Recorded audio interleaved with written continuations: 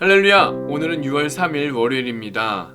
새롭게 시작하는 이 한 달도 하나님의 말씀과 또 기도함으로 승리하는 우리 성도님들 되시기를 소망합니다.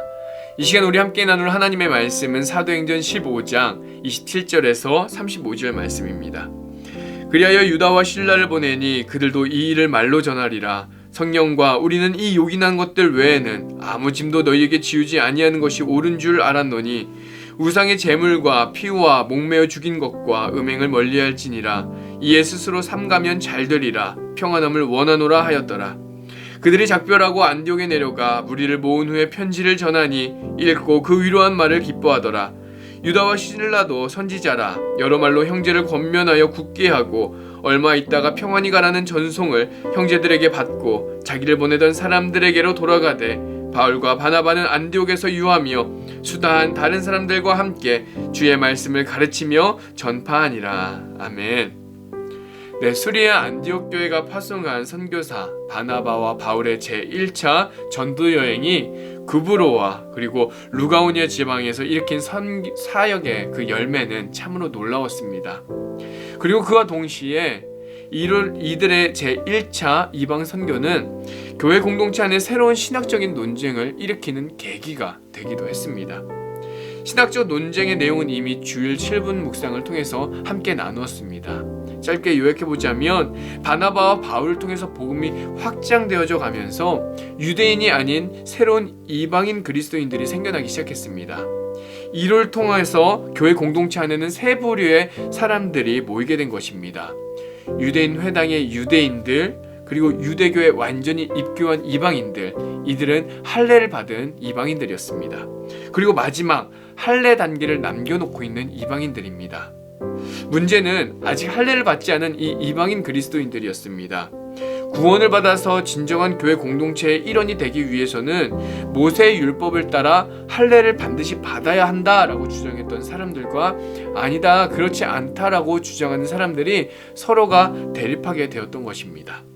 이러한 논쟁을 해결하기 위해 예루살렘 회의가 열렸고 이 자리에서 이미 예수님의 은혜로 이방인들이 구원함을 경험했던 이 베드로와 그리고 이방 땅에서 이뤄진 수많은 구원의 역사와 열매를 경험했던 바나바와 바울이 하나님이 행하신 놀라운 표적과 또 기사를 증언하였습니다. 그리고 오늘 본문에서 야고보가 이들의 증언을 듣고 답변을 하는 것입니다. 야고보는 이렇게 답변합니다. 이방인들이 하나님의 백성으로 부름받은 것을 이미 아모스 선지자도 예언한 바가 있다라고 하는 것이죠. 그렇기 때문에 이것은 하나님의 뜻이다라고 하는 것입니다. 그러니 우리가 이들에게 다른 짐을 지울 것이 아니라 다만 이것만 요구하자라고 얘기하는 것이죠. 야고보의 결론은 참 지혜롭습니다. 19절에서 21절에 그러므로 내 이겨내는 이방인 중에서 하나님께로 돌아오는 자들을 괴롭게 하지 말고 다만 우상의 더러운 것과 음행과 목매어 죽인 것과 피를 멀리하라고 편지하는 것이 옳으니 이는 예로부터 각성에서 모세를 전하는 자가 있어 안식일마다 회당에서 그 글을 읽음이라 하더라. 여러분, 할례의 중요성을 누구보다도 잘 알고 있었던 야고보였습니다. 그럼에도 불구하고 오직 예수 그리스도로 말미암은 구원에는 아무런 조건과 자격이 필요 없다라고 하는 것을 야고보 사도는 결코 오해하지 않았습니다. 구원받을 자격이 없는 사람, 죄인과 무지한 자들, 그리고 하나님과 철저히 반대편에 서 있는 자들을 구원하시기 위하여 예수님께서 이 땅에 오셨다라고 하는 사실입니다. 사람들은 이 구원이라고 하는 것에 어떤 자격과 어떤 준비 조건을 자꾸만 달려고 합니다. 마치 할례를 받아야 진정으로 구원에 이를 수 있다라고 주장하는 것처럼 말입니다. 여러분, 우리는 결코 예수님의 값없는 은혜로 주어진 이 구원을 왜곡하거나 오해해서는 안 됩니다.